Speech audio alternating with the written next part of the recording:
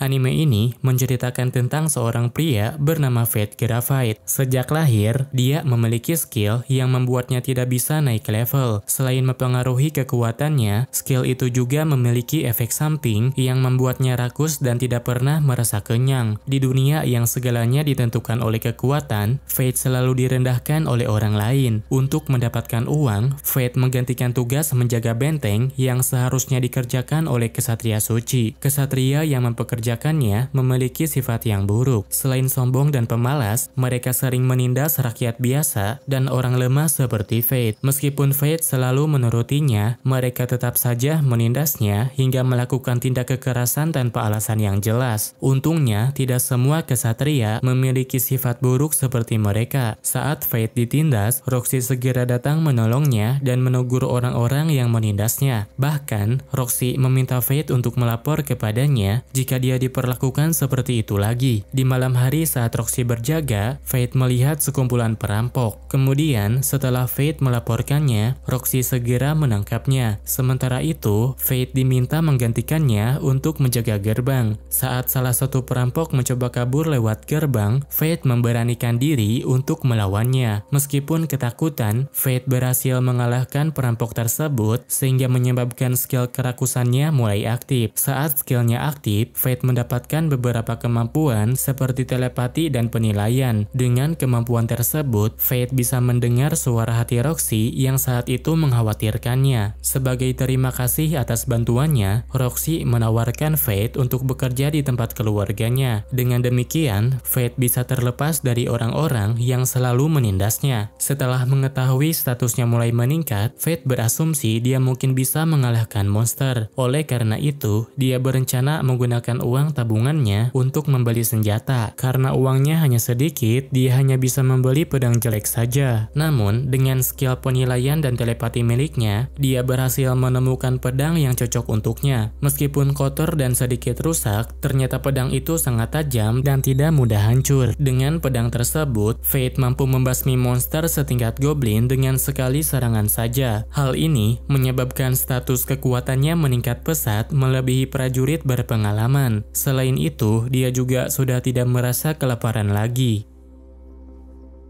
Setelah berburu monster, Fate bertemu anak kecil yang dibawa oleh penculik. Karena anak itu membutuhkan pertolongan, Fate mengikutinya secara diam-diam. Saat penculik itu pergi, Fate segera mendekat untuk membebaskannya. Namun, semua pergerakannya sudah diketahui oleh penculik. Oleh karena itu, Fate tidak punya pilihan lain selain melawannya. Untuk mengalahkan penculik tersebut, Fate berlari ke belakang kotak barang. Lalu, saat musuhnya mulai lengah, dia melakukan serangan kejutan dari arah depan. Penculik tersebut mencoba bertahan dengan skill berpedangnya, tapi Fate mampu menggagalkan serangannya serta mematahkan pedangnya. Setelah penculik dikalahkan, Fate menginterogasinya untuk mencari tahu siapa yang telah mempekerjakannya. Sahara adalah salah satu anak yang berasal dari panti asuhan. Setelah diselamatkan, Fate mentraktirnya makanan lalu mengembalikannya ke panti asuhan. Fate baru saja ingat kalau dia besok akan bekerja di tempatnya Roxy. Oleh karena itu, dia harus segera membeli pakaian yang baru. Pada hari berikutnya, Fate datang ke tempat tinggalnya Roxy. Saat tiba di sana, Roxy memberitahu Fate bahwa ayahnya baru saja meninggal akibat melawan naga langit di wilayah Galia. Sekarang, Roxy bertanggung jawab sebagai kepala keluarga Hart. Oleh karena itu, dia meminta bantuan Fate untuk membantu meramaikan keluarganya lagi. Haru adalah kepala pelayan yang bekerja untuk keluarga Hart. Di bawah pengawasan Fate diberikan posisi sebagai salah satu staf pelayan. Setelah seminggu bekerja di sana, Fate sudah terbiasa dengan tugas-tugasnya. Namun, semakin hari dia merasa ada yang aneh pada tubuhnya. Akhir-akhir ini, dia sangat kelaparan meskipun sudah banyak makan. Bahkan, ketika Roxy mengajaknya bersantai untuk meminum teh, Fate tiba-tiba terjatuh dan pingsan di hadapannya. Karena khawatir Fate terlalu memaksakan dirinya, Roxy memerintahkannya agar besok libur libur seharian. Pada kesempatan tersebut, Fate mencari tahu apa yang terjadi pada dirinya. Dengan skill telepatinya, dia pun mendapat jawaban dari pedang miliknya. Alasan kenapa dia sangat kelaparan adalah karena skillnya yang sudah diaktifkan. Sekali diaktifkan, dia harus bertarung untuk memangsa jiwa musuh dan merebut kemampuannya. Dengan berburu monster, maka status dan kekuatannya memang bisa bertambah. Namun, apabila tidak melakukannya dalam waktu lama, dia akan mati kelaparan atau mengamuk karena kehilangan akal sehatnya. Untuk mengatasi rasa laparnya, Fate mencoba membasmi monster secara terus-menerus. Saat status kemampuannya sudah cukup tinggi, dia memindahkan semua status tersebut untuk meningkatkan level senjatanya. Selanjutnya, Fate memberikan semua material monster ke panti asuhan supaya mereka bisa makan sepuasnya.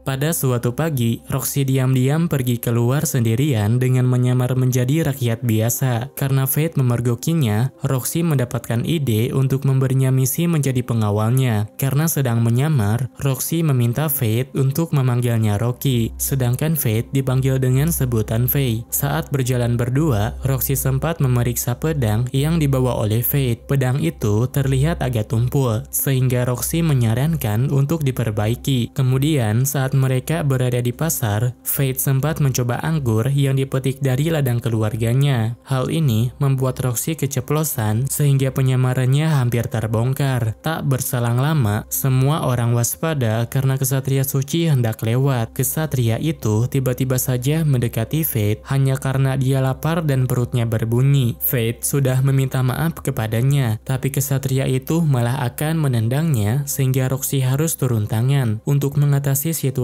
tersebut, Roxy dan Fate berpura-pura menjadi sepasang kekasih dan segera pergi meninggalkannya. Melihat Roxy yang tertarik dengan batu permata, membuat Fate berpikir bahwa Roxy adalah wanita biasa. Namun, saat Fate akan membelikannya, Roxy malah bilang tidak membutuhkannya. Sementara itu, alasan Roxy mendatangi kota adalah untuk mencari prajurit dan bertanya tentang kasus kawanan goblin yang mati misterius. Beberapa saat setelah itu, Fate mempertemukan Roxy dengan prajurit yang dia kenali. Karena sudah lama tidak mampir, awalnya mereka mengira kalau Fate sudah mati. Namun, sekarang mereka malah berpikir Fate datang dengan membawa pacarnya. Mengenai kasus goblin, menurut pendapat prajurit, kemungkinan Lich adalah pelaku yang menyebabkan kawanan goblin itu mati. Oleh karenanya, kesatria suci akan langsung turun tangan. Kabar tersebut membuat Fate merasa terancam karena dia sendiri yang melakukannya. Tidak lama kemudian, seorang prajurit bayaran mencoba menggoda Roxy. Di saat Roxy membela diri, penyamarannya tidak sengaja terungkap sehingga membuat prajurit itu ketakutan. Setelah itu, Roxy menemani Fate untuk memperbaiki senjatanya. Saat perjalanan pulang, mereka bertemu dengan kesatria lain yang sedang mengintimidasi anak tersesat. Roxy dan Fate segera menghentikannya dan membantu anak itu untuk mencari ibunya. Setelah itu, mereka berdua kembali ke rumah dan dimarahi oleh Haru karena sudah keluar tanpa izin. Untuk merahasiakan identitasnya saat berburu monster, Fate membeli topeng khusus dengan sihir penyamaran. Selain itu, dia juga membeli permata untuk Roxy sebagai terima kasih karena sering membantunya.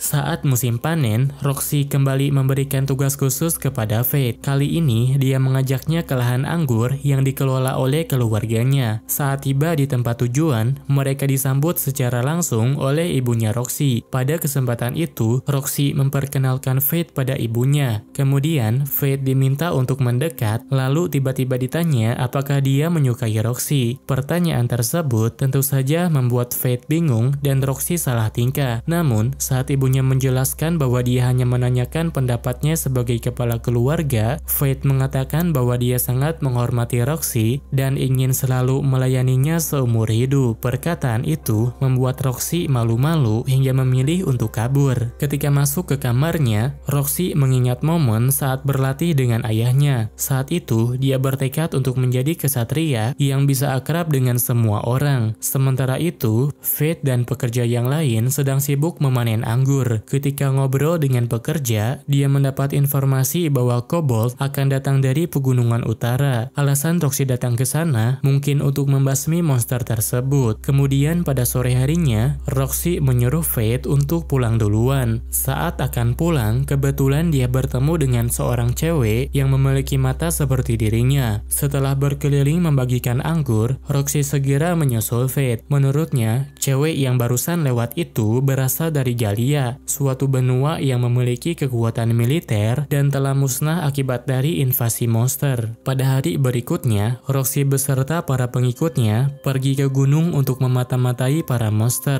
Dari sekian banyak kobold, di sana terdapat monster bermahkota atau monster kuat yang tercipta selama puluhan tahun. Meski sudah mengetahuinya, Roxy tetap berencana akan melawannya. Sebagai kesatria suci, dia akan mengerahkan seluruh tenaga untuk melindungi wilayahnya. Sementara itu, Fate tidak bisa mengabaikannya. Sebelum Roxy bertindak, dia memutuskan untuk mengalahkan kawanan monster itu terlebih dahulu sebelum dirinya. Saat malam tiba, Fate memasuki gunung, lalu menyerang kawanan kobold dengan memakai busur sihirnya. Setelah kobold dikalahkan, dia mengerahkan 10% dari total status miliknya untuk dipindahkan ke senjata agar bisa mengeluarkan jurus pamungkas. Dengan cara tersebut, Fate dapat mengalahkan monster bermahkota sampai tak tersisa. Dengan begini, Roxy tidak perlu membahayakan nyawanya untuk melindungi wilayahnya. Namun, di saat Roxy kembali ke ibu kota, dia tiba-tiba mendapatkan tugas untuk melakukan ekspedisi ke Galia. Kesatria suci lain telah merencanakan hal tersebut dengan tujuan untuk menyingkirkannya. Fate tidak bisa membalikan keputusan negara atau berhak menghentikan Roxy. Oleh karena itu, dia sendiri akan menghadapi kesatria yang ingin menyingkirkannya. Meskipun disebut sebagai kesatria suci, Hado tidak berani melawan Fate secara langsung. Saat prajurit bayarannya dikalahkan, Hado terlihat ketakutan hingga tangannya gemetar. Sementara Fate menghadapinya dengan tenang. Bahkan, Fate sampai menunjukkan wajahnya agar Hado tahu dia sedang melawan orang yang sering ditindas olehnya. Meskipun penakut, menurut skill penilaian, Hado memiliki kemampuan menggunakan pedang suci. Namun, kemampuan tersebut tidak berguna jika Fate mampu merusak pedangnya. Setelah pedang sucinya dirusak, Hado berusaha untuk kabur dan meminta ampun. Mengingat kekejaman yang pernah dilakukan olehnya, Fate tidak memaafkannya dan memutuskan untuk membalas dendam. Namun, Fate tidak membiarkannya langsung mati. Dia sengaja melesetkan serangan busurnya agar bisa menanyakan informasi tentang Roxy. Setelah itu, dia baru menghabisinya dan melahap semua kemampuannya. Pada hari berikutnya, Roxy berpamitan kepada semua orang di rumahnya. Setelah berangkat, Roxy menitipkan surat rekomendasi agar keamanan Fate bisa terjamin. Fate tak bisa menerima rekomendasi tersebut. Mulai sekarang, dia akan menjalani hidup sebagai pejuang dengan harapan kelak bisa kembali ke sini. Sebelum menjalankan misi ekspedisi, Roxy menyiapkan pasukan yang cukup banyak, sedangkan Fate sudah mulai berangkat menuju wilayah Galia. Kemudian, setibanya di pusat perdagangan ibu kota, dia tertahan di sana karena tak ada yang bisa mengantarnya. Lalu, ketika dia mengelilingi kota itu, secara tidak sengaja, Fate menemukan seseorang yang dipermainkan oleh prajurit bayaran. Fate segera menghentikan prajurit tersebut dengan cara menjatuhkannya. Orang yang ditolong olehnya ternyata kenalan lamanya. Dia adalah Seto atau anak kepala desa yang dulu sering menindasnya. Setelah melihat kemampuannya, Seto langsung memohon kepadanya untuk menyelamatkan desa dari ancaman monster. Dulu, tepat setelah ayahnya meninggal, penduduk di desa tersebut pernah mengusirnya. Walau masih memiliki dendam, Fate menerima permintaan tersebut. Lagi pula, dia harus meredam skill kerakusannya dengan cara membasmi monster. Namun, perlakuan orang-orang di desa kelahirannya masih sama seperti dulu. Mereka masih meremehkan Fate dan tidak percaya kalau dia sudah bertambah kuat. Bahkan, kepala desa sampai menyiapkan obat tidur dan berencana untuk mengorbankan Fate. Beberapa saat setelah Fate tertidur, kawanan monster mulai membumi hanguskan desa. Sebelum desa hancur, Seto berusaha membangunkannya dengan membuat ramuan. Namun, saat dia terbangun, desa sudah tidak bisa diselamatkan. Hal ini terjadi karena ulah kepala desa yang keras kepala. Meskipun begitu, Fate tetap akan memburu semua monster yang menyerang. Saat menghadapinya, dia mengubah senjatanya menjadi sabit besar yang mampu menebas apapun meski dia melemparkan. Lalu, saat bosnya akan menyerang dari jarak dekat, dia memanfaatkan momentum tersebut untuk menghabisinya. Dengan begitu, serangan monster dapat dihentikan dan dia mendapatkan kemampuan dari monster yang dikalahkan. Namun, desa itu tidak terselamatkan dan hanya sedikit orang termasuk Seto saja yang masih bertahan. Karena desanya telah lenyap, Seto akan mencari pekerjaan di kota. Sebelum berangkat, dia meminta Fate untuk memukulnya agar dia bisa membulatkan tekad. Setelah itu, Fate melanjutkan perjalanan dengan mengambil pekerjaan sebagai pengawal. Pada saat bersamaan, Roxy bersama pasukannya juga sedang menuju ke sana. Saat keretanya diserang bandit, cewek yang sebelumnya bertemu dengan Fate di ladang anggur tiba-tiba muncul di depannya. Setelah mengalahkan bandit, cewek itu meminta tumpangan dan mengikuti perjalanannya. Meski belum berkenalan, dia sudah mengetahui Fate memiliki skill kerakusan. Alasan bisa mengetahuinya karena dia juga pengguna skill pendosa yang disebut amarah. Beberapa saat kemudian, mereka tiba di kota Lancaster. Setibanya di sana, mereka langsung mendapat informasi bahwa Regu Roxy akan segera tiba. Hal ini menyebabkan pemimpin kota sibuk menyiapkan pencitraan untuk menyambutnya. Tak berserang lama, Main malah tertidur di jalan. Fate terpaksa harus menggendongnya sampai ke penginapan. Kemudian di malam harinya, Fate mulai berburu monster di area gurun sebagai prajurit bertopeng bernama Mukuro. Sementara itu di penginapan, Main baru saja terbangun dan melihat papan hadiah untuk mengalahkan golem pasir. Main ingin sekali mengalahkannya, tapi sepertinya tidak ada kesempatan karena Fate baru saja mengalahkannya. Karena ada petualang yang melihatnya, maka kabar Mukuro telah membasmi golem pasir tersebar dengan cepat. Hal ini membuat pemimpin di kota itu memaksanya untuk menjadi bawahannya. Karena tidak terima, Main memprotesnya dan menyerang penguasa kota itu sampai terpental. Untuk menghindari masalah, Fate dan Main segera pergi ke tempat selanjutnya. Namun, karena Fate mengatakan sesuatu yang membuat Main marah, mereka harus menunda perjalanan. Saat kereta kuda diperbaiki, Fate menemui kepala desa yang bernama Arun. Selain kepala desa, Arun juga merupakan ahli pedang yang memiliki kastil di wilayah itu. Saat Fate meminta izin tinggal di sana, Arun menggunakan skill penilaian terhadapnya. Mengetahui ada yang janggal dengan level dan statusnya, Arun pun menantang Fate untuk beradu pedang. Saat mereka bertarung, Arun bisa mengetahui kalau Fate sangat kuat. Namun, dia belum bisa mengalahkannya karena belum berpengalaman dalam melawan manusia. Oleh karena itu, Arun mengizinkan dia menginap di sana, tapi dengan syarat Fate harus menerima pelatihan darinya. Menurut Arun, latihan bertarung tangan kosong adalah cara terbaik untuk mengendalikan kekuatannya. Setelah mahir dalam mengontrol status miliknya, Fate bisa bergerak lebih cepat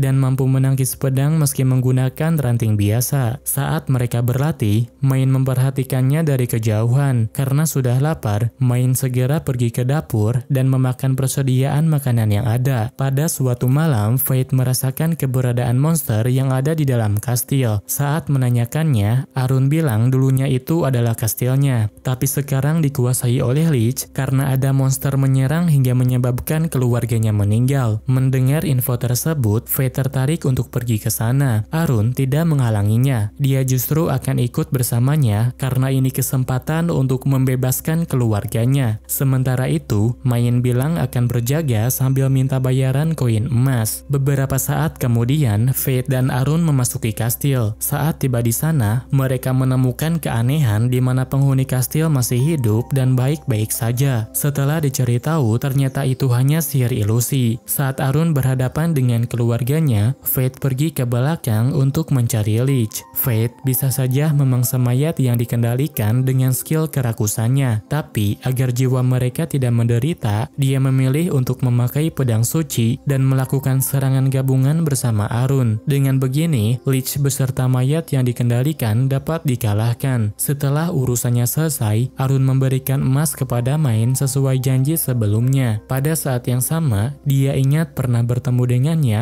50 tahun yang lalu. Menurut keterangan darinya, ternyata Main sudah hidup selama ribuan tahun.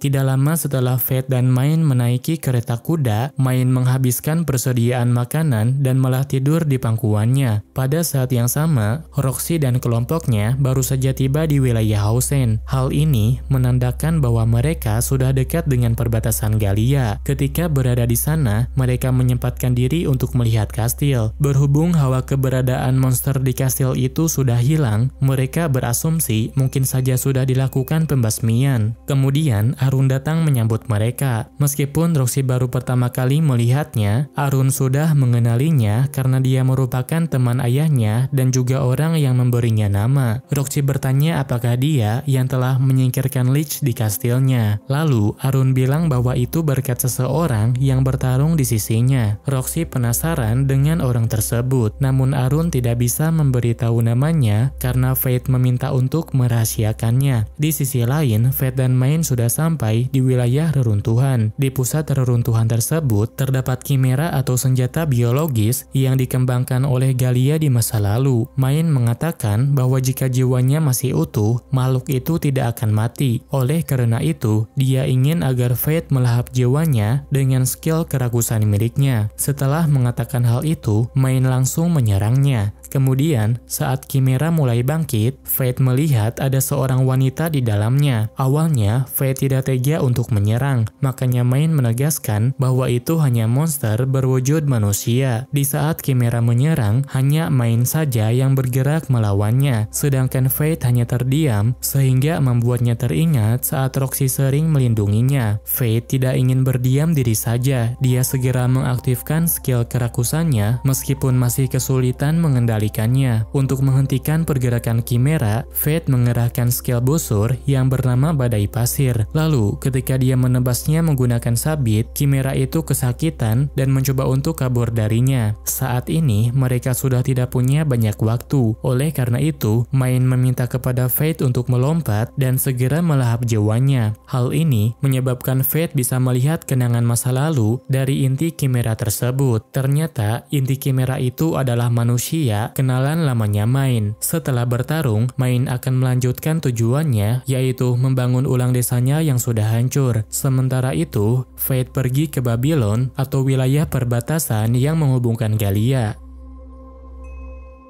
Saat Roxy dan rombongannya tiba di Babylon, Fate segera mengenakan topeng penyamaran untuk menyembunyikan identitasnya. Pada hari berikutnya, Roxy bertemu dengan Norton, seorang kesatria yang bertugas untuk melindungi Babylon. Saat mereka saling berjabat tangan, salah satu pengikut Roxy tidak menyukai Norton dan curiga dia punya maksud tersembunyi. Sementara itu, saat Fate sedang berkeliling, ada seorang pedagang yang menawarkan sarung pedang kepadanya. Saat mengetahui harganya sangat mahal, Fate mengira itu penipuan dan segera menjauhinya. Namun, karena keadaan di sana cukup sulit, maka biaya hidup di sana juga terbilang sangat tinggi. Oleh karena itu, Fate memilih fokus mencari uang dengan berburu monster terlebih dahulu. Saat menjelajah perbatasan Galia, segerombolan monster kecil mendekatinya. Kemudian, saat Fate akan menyerang, para prajurit segera datang untuk merebut buruannya. Pada saat yang sama, regu bantuan monster telah tiba. Daripada mengikuti prajurit, Fate lebih memilih untuk melawan regu monster tersebut. Saat itu, Fate menggunakan skill perubahan senjatanya menjadi perisai. Selain untuk bertahan, perisai itu juga dapat digunakan untuk menabrak gerombolan monster sampai habis. Saat hendak menjual telinga monster, Fate menjadi pusat perhatian karena dia membawanya dalam jumlah banyak. Selain itu, ada juga preman yang mengklaim itu miliknya dan berniat mengambil semua hadiahnya. Saat seseorang ingin mencuri sesuatu darinya, Fate tidak tinggal diam. Dia tetap melawannya meski orang itu ditemani banyak orang. Hal ini menyebabkan terjadinya keributan hingga Roxy dan pengikutnya harus turun tangan. Setelah mengetahui apa yang sebenarnya terjadi, Roxy memaafkannya, sedangkan preman yang menyerangnya akan diberi hukuman ringan. Saat itu, Roxy hanya mengenali Fate sebagai prajurit bertopeng bernama Mukuro. Karena bajunya terlihat kotor dan juga lusuh, Roxy mengingatkannya supaya berpakaian dengan baik. Ucapan Roxy tersebut membuat Fate mengalami shock dan segera pergi meninggalkannya untuk membeli perlengkapan baru. Kebetulan ada seorang pengrajin yang ingin bekerja sama dengannya. Namun, meskipun Fate mempromosikan produknya, dia tetap harus membayar. Kemudian di malam harinya, Fate didekati oleh cewek yang sangat cantik. Hanya dengan melihatnya saja, semua orang langsung menyukainya karena dia memiliki skill pemikat. Cewek itu bernama Eris. Dia mengenali Fate dan sudah mengetahui segala hal tentangnya karena sudah lama memperhatikannya. Meskipun begitu, Eris tidak berada di pihaknya. Dia berencana untuk menyingkirkan Roxy demi menggapai tujuannya sebagai penjaga kerajaan.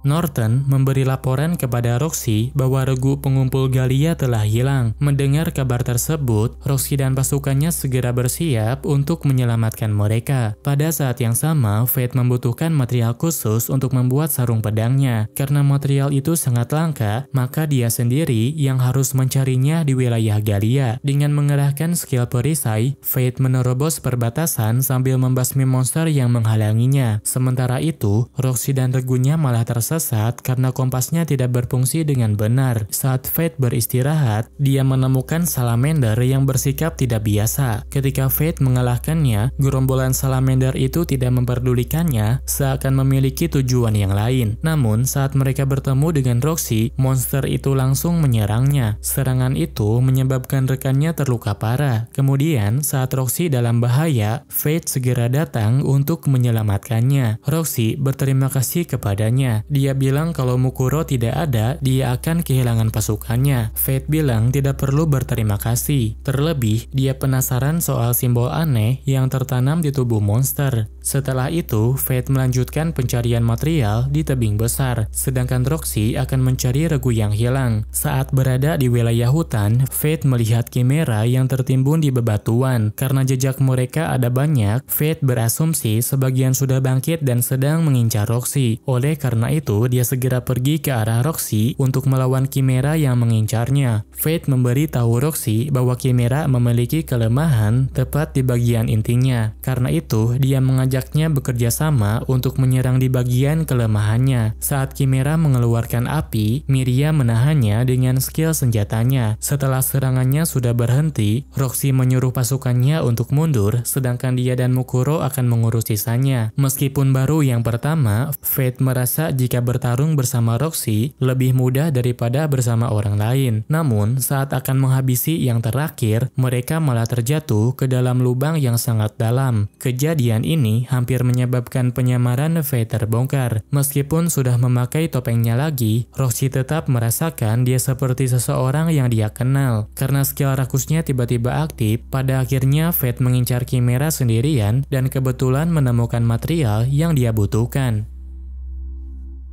Pada hari berikutnya, Roxy tiba-tiba menantang Mukuro untuk bertarung. Alasannya, Mukuro telah melakukan kekerasan terhadap prajurit lain dan merusak properti sejak datang ke Babylon. Roxy ingin memberikan hukuman langsung kepada Mukuro. Agar tidak diganggu orang lain lagi, Roxy juga menyarankan Mukuro untuk bergabung dengan tentara. Karena tidak ingin bergabung dengan kelompok manapun, Mukuro menolaknya. Mendengar jawaban Mukuro, Roxy tidak ragu untuk melawannya. Sementara itu, Mukuro hanya bisa menghindar dan bertahan. Ia tidak bisa mengimbangi kemampuan Roxy dalam ilmu berpedang. Namun, saat Mukuro menggunakan skill pada sarung pedang yang baru, ia mampu mengeluarkan jurus yang hanya dimiliki oleh kesatria suci. Mukuro hampir saja mengalahkan Roxy. Namun, karena kelalaiannya, Roxy mendapat kesempatan untuk melawan balik dan mengakhiri pertarungan. Dari pertarungan ini, Roxy menyadari bahwa Mukuro dilatih oleh Arun dan sedang menderita karena kekuatan kekuatannya sulit dikendalikan. Roxy ingin membantu Mukuro, tetapi Mukuro menolaknya dan memilih berjuang sendirian. Tidak lama kemudian, tiba-tiba ada peringatan jika gerombolan monster sedang mendekat. Roxy dan pasukannya segera pergi untuk melawannya, sedangkan Fate mengawasinya untuk siap bertarung saat terjadi hal yang janggal. Kemudian, saat menyadari ada sesuatu yang mendekati pasukan kerajaan, Fate segera menembakkan skill panahnya. Ternyata itu adalah monster bermahkota yang memiliki simbol seperti yang pernah dia hadapi sebelumnya. Dengan ini, Fate dapat memastikan bahwa monster itu mengincar Roxy. Oleh karena itu, Fate berniat mengalahkan semuanya. Namun, skill pelahap jiwa miliknya tidak mempan terhadap monster tersebut. Hal ini disebabkan karena orang yang mengendalikan monster itu sedang berada di sekitar sana. Orang itu memakai topeng penyamaran sehingga sulit dikenali. Sebagai sesama pemilik skill pendosa, serangan biasa tidak berpengaruh terhadap orang itu. Untuk melawannya, Fate harus mengerahkan seluruh kemampuannya. Lalu, setelah skill rakusnya sudah bangkit, Fate berhasil menyerang dan menghancurkan topengnya. Jika dilihat secara langsung, orang itu mirip Norton. Namun, dia tidak mengakuinya dan segera memanggil naga langit untuk menyerang Roxy.